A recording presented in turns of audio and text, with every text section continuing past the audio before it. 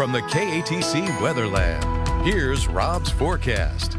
Welcome back. Well, thanks to a tropical depression to our south and a nice breeze, we didn't break a record today, at least for a high at 101, 103, the record back in 1925. But the 79 degrees this morning, that tied the record set back in 2010.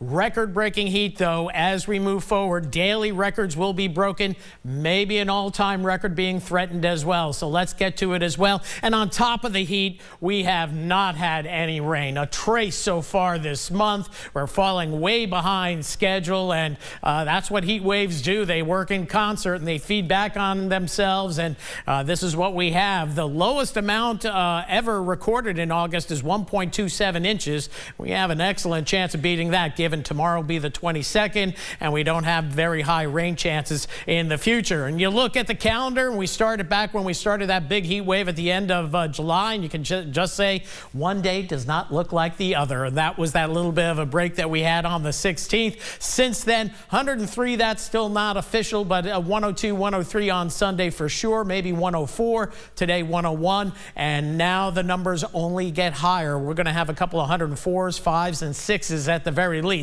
as we move forward. So here's the big picture. This is the death ridge right here that's been keeping all, well, death for any thunderstorm activity across much of the U.S. around it. You have the cool air in the northeast. On the western periphery, the tropical moisture still streaming out across the west coast, and the remnants of Hillary still causing issues. And we have our tropical depression to the south that provided a nice breezy day today, almost tolerable with the breeze this afternoon. And we'll notice that the isobar is getting a little bit more circular here, getting a little bit better organized. And we do see some rain way out in the Gulf, some showers nearby offshore Louisiana, but not much. And this moisture will be working its way inland through the next 24 hours. And typically with tropical depressions and storms, and one that is developing, the rain and the heavy storms will concentrate offshore tonight, but then we'll be making a move for South Texas and eventually the lower Rio Grande with time. Over a 12-hour run here, we did see a few showers skirting the coast. That's the 20%, but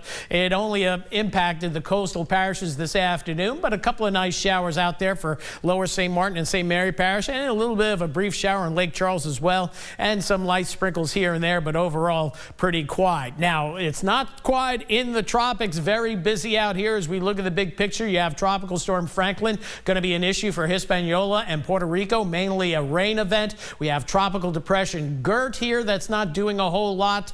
May come back.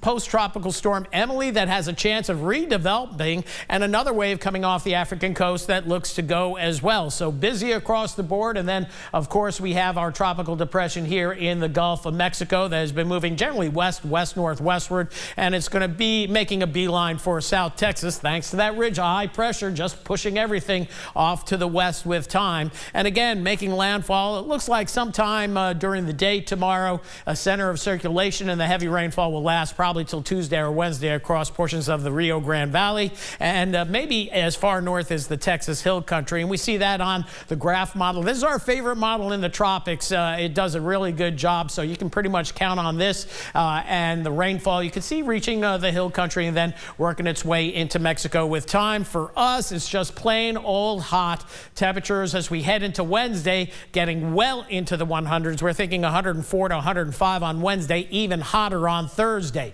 So 102 to 105 for the northern parishes tomorrow. 102 will be a record in Lafayette if we get that. Upper 90s to low 100s across the coastal parishes. Then Wednesday, the number is amping up a bit again. 104 to 107 in the northern parishes. About 105 along the I-10 corridor, and that'll tie it for the hottest so far this summer. And 104 to 105 coastal areas, even all the way down to Morgan City, over 100 degrees. So 78 the low tonight. It's going to be a quiet night overall. Not too bad given the summer we've had. Then tomorrow, heat inching upward again. 101 the high. Still a nice breeze though. 101's the record. 102 will be the forecast high. Thursday's the day to watch if we hit that all-time high, and going into the weekend, 104 to 105. But again, hopefully we're getting over that heat hump after next Monday with a better chance of storms. The models are starting to look more more promising, and we have the calendar working in our favor as we head into September. But we've had hundreds in September's first week of September,